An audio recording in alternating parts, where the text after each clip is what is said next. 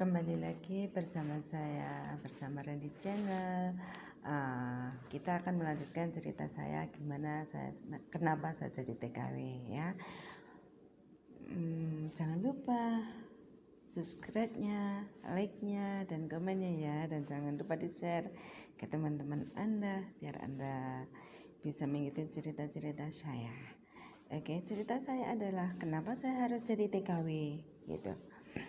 Waktu itu saya setelah sampai di kota Jakarta, sampai di PT, tepatnya jam 6 subuh. Sampai di PT kita beberes, kenalan sama teman-teman, langsung mandi, cari kamar, selesai cari kamar, sarapan, dan kegiatan di tempat itulah, kegiatan di penampungan itu. Setelah itu saya harus di medikal. Setelah di medikal, diseleksi, sudah lulus semuanya, alhamdulillah. Saya fit dan langsung ikut pendidikan. Selama pendidikannya itu nggak ada pendidikannya lain. Pendidikannya itu cuma pendidikan bahasa Arab saja. Pendidikannya itu ya sekedar begitu-begitu aja deh. Ya lucu, ada lucunya, ada enjoy, ada senangnya, ada sedihnya gitu. Karena nggak ada pelajarannya itu cuma bahasa Arab saja. Jadi belajar di situ itu banyaknya itu bercanda saja gitu. Tapi rasanya senang. Aku juga merasa terhibur karena aku waktu saya pas berangkat itu saya benar-benar dalam keadaan lagi benar-benar sedih, frustasi, pokoknya habis-habisan lah. Saya habis cerai. Setelah pendidikan, lama-kelamaan banyak teman, saling sayang sama mbak-mbaknya karena saya di situ termasuk masih kecil gitu. Jadi aku seakan-akan itu saya dimanja sama mbak-mbaknya. Jadi adanya seneng banget di situ itu. Akhirnya saya bisa melupakan apa yang saya rasakan selama aku bercerai sama suami saya. Ternyata setelah sampai di situ, semua mbak-mbaknya, semua teman-teman itu hanya mengadu nasib yang sama seperti saya. Ternyata bukan saya sendiri yang lari ke Arab, yang gagal rumah tangga, bukan saya sendiri, tapi banyak sekali teman-teman, banyak sekali TKW, mbak-mbak TKW. Tapi saya yakin kita ke Saudi, saya bisa melupakan semuanya dan kita bisa berubah nasib. Nggak seperti di Indonesia. Setelah itu saya udah aku ikut. Waktu itu baru masuk di PT sehari, 2 hari, 3 hari. Saya belum bisa menyesuaikan diri, masih terganggu, masih terbawa dengan perasaan emosi dan frustasi. Tapi setelah 1 minggu kemudian sudah merasa agak tenang, banyak teman, banyak kawan-kawan. Itu sudah menjadi senang sekali di situ. Benar-benar aku bisa melupakan apa penderitaan saya, apa pengorbanan saya, apa pokoknya sudah lupa semua sama teman-teman, saling curhat, saling cerita gitu, lucu, udah senang selama 1 minggu walaupun di PT itu segala sesuatu itu ditentukan dan terbatas. Jadi kita senang. Di PT banyak sekali cerita-cerita yang mengerikan, yang lucu, yang horor. Pokoknya banyak sekali cerita-ceritanya. Pas waktu itu aku kebetulan pas sudah banyak kenalan, aku punya kenalan orang-orang yang berpendidikan semua.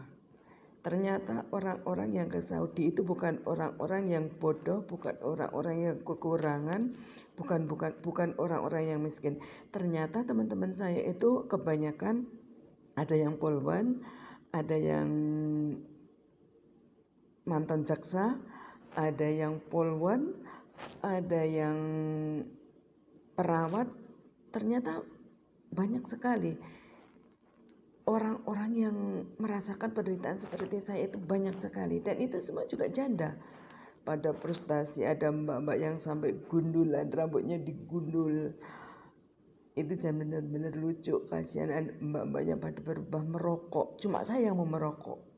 Ada cerita horor, ada cerita lucu, pokoknya menggemaskan. Waktu di PT itu saling mengadu nasib.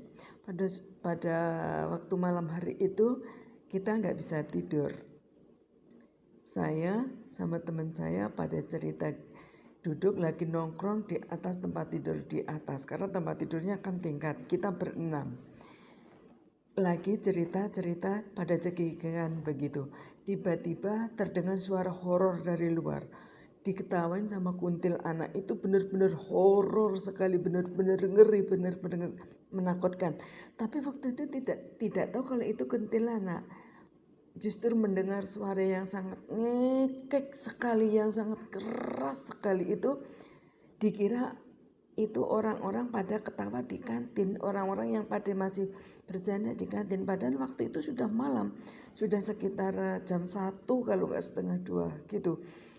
Setelah itu ada salah satu teman saya yang menengok, yang nyari ke kantin. Ternyata di kantin itu gelap gulita, nggak ada.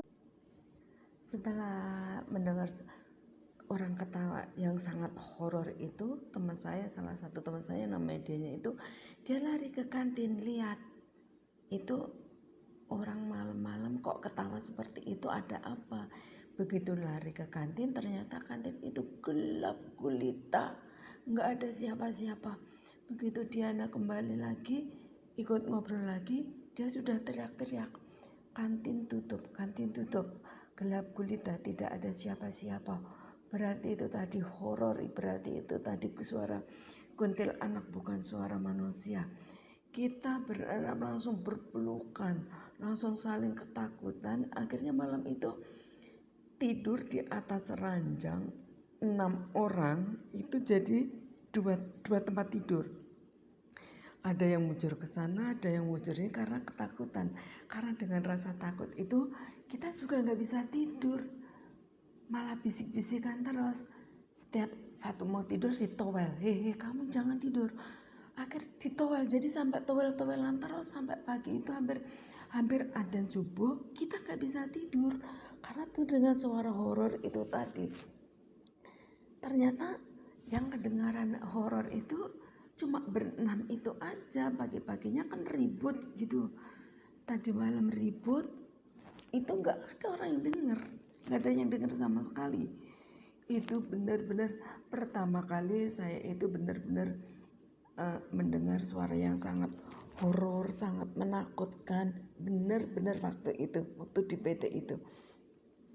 Setelah pagi harinya orang-orang pada saling tanya, tadi malam ada yang dengar suara enggak, dan ternyata nggak ada yang dengar. Ternyata itu benar-benar horor. Setelah itu cerita sama Sapam, ternyata Sapam itu betul kan kalau itu benar-benar horor, itu benar-benar itu suara kuntil anak, bukan suara manusia. Karena juga udah larut malam. Pernah katanya Sapam juga pernah dengar suara seperti itu, begitu dicariin juga nggak ada, seperti yang dialami kita ini. Jadi kalau di PT itu memang banyak sekali suka dukanya, benar-benar banyak sekali. Ada lucu, ada horor, ada dadak bengek, itu memang benar. Makanya teman-teman, bantu saya dong, please bantu saya like-nya dan komennya ya, jangan lupa dong, bantu saya like-nya, saya mengharap like dan komennya. Biar denger cerita-cerita saya yang horor, gimana secara kenapa saya kok jadi TKW, itu benar-benar bukan harapan saya. Oke, I love you Debisa, I love you.